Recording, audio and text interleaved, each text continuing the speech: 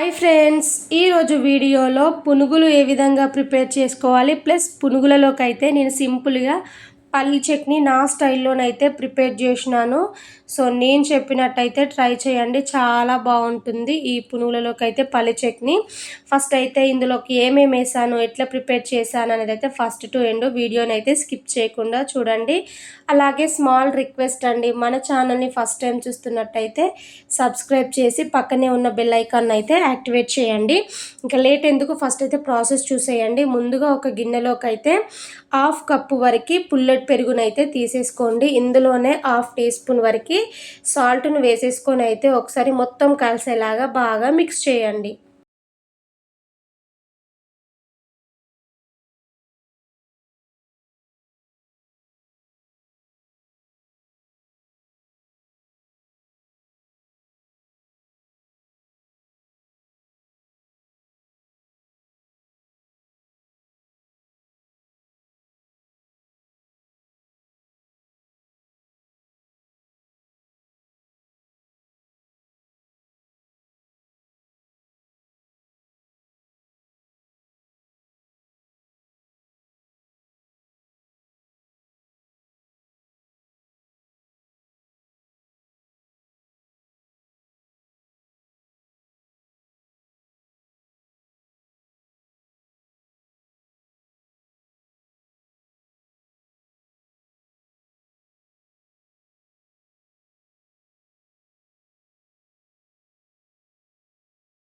Two hours తర్వాతకి మళ్ళీ చూపిస్తున్నాను. ఇందులోనే 1/2 టీ స్పూన్ వరకు వంట సోడా, అలాగే 1 టీ స్పూన్ వరకు జీలకర్ర వేసుకొని మళ్ళీ ఒకసారి నేను ఇక్కడ చూపిస్తున్నట్టు పిండినైతే ఈ విధంగా బాగా బీట్ చేయండి.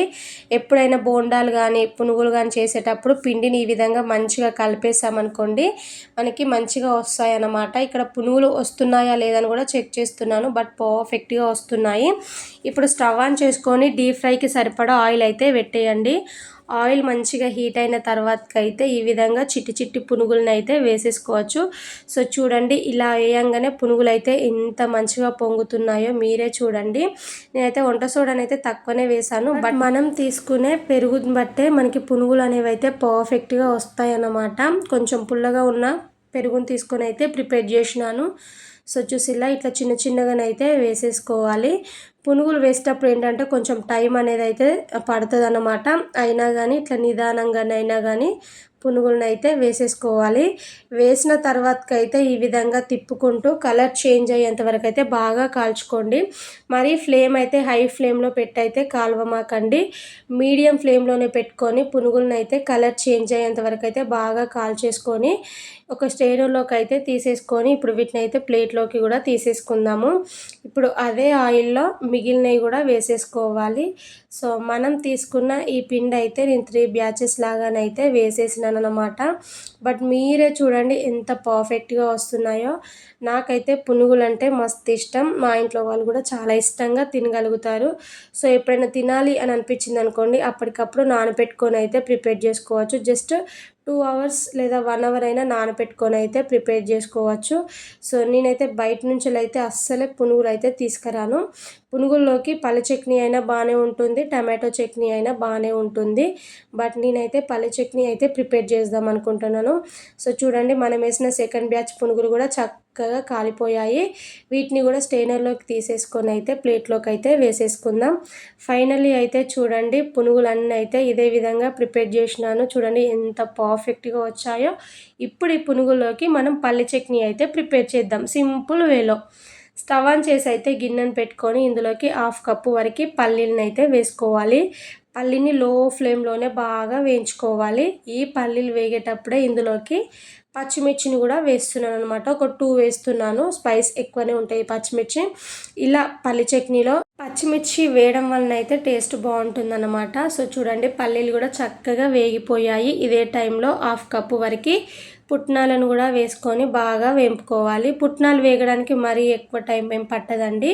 సో జస్ట్ 2 మినిట్స్ అలా టైం పడుతుంది. సో పుట్నాలను అయితే బాగా వేయించిన తర్వాతకైతే వీటిని అయితే కాసేపు పక్కన పెట్టేసుకోవాలి, చల్లారిపోతాయి. పూర్తిగా చల్లారిన తర్వాతకైతే ఇక్కడ మిక్సీ గిన్నెలోకి అయితే వేస్తున్నాను. ఈ టైంలోనే టేస్ట్కి తగ్గట్టు సాల్ట్, 2 స్పూన్ వరకు అయితే సాల్ట్ని కూడా వేసేసినాను. ఇప్పుడు మూత పెట్టుకొని అయితే మెత్తగా గ్రైండ్ చేసుకోవాలి. ఇలా గ్రైండ్ చేసిన తర్వాతకైతే వాటర్ని అయితే వేసేసుకోవాలి. సో నేనైతే 1 గ్లాస్ వరకు అయితే వాటర్ అయితే వేసేసినాను. సో చూసిలా చట్నీ అయితే ఈ విధంగానైతే గ్రైండ్ చేసుకొని ఈ చట్నీని ఒక బౌల్లోకి అయితే ట్రాన్స్ఫర్ చేసుకోండి. ఎప్పుడైనా చట్నీ టేస్టీగా ఉండాలి అని అంటే పోపు అనేది ఖచ్చితంగా పెట్టాల్సిందే కదా. పోపు పెట్టడానికి స్టవ్ పైన అయితే పోపు గిన్నెను పెట్టుకొని అయితే ఆయిల్ వేసుకోవాలి. ఆయిల్ వేడైన తర్వాతకి 1/2 టీ స్పూన్ జీలకర్ర, ఆవాలు, అలాగే 3 ఎండుమిరపకాయలు అయితే తుంచి వేసాను. ఎండుమిరపకాయలు కూడా ఇట్లా లైట్గా వేగిన తర్వాతకి స్టవ్ అనేది ఆఫ్ చేసి జస్ట్ చిటికడంతా పసుపు అయితే వేయండి. ఇష్టం ఉంటే వేయచ్చు, పసుపు లేకపోతే స్కిప్ చేయొచ్చు. బట్ నేనైతే పల్లి చట్నీలో పసుపు వేస్తానన్నమాట. కలర్తో పాటు మనకి టేస్ట్ అయితే చాలా బాగుంటుంది. వీడియో నచ్చితే లైక్ చేయండి.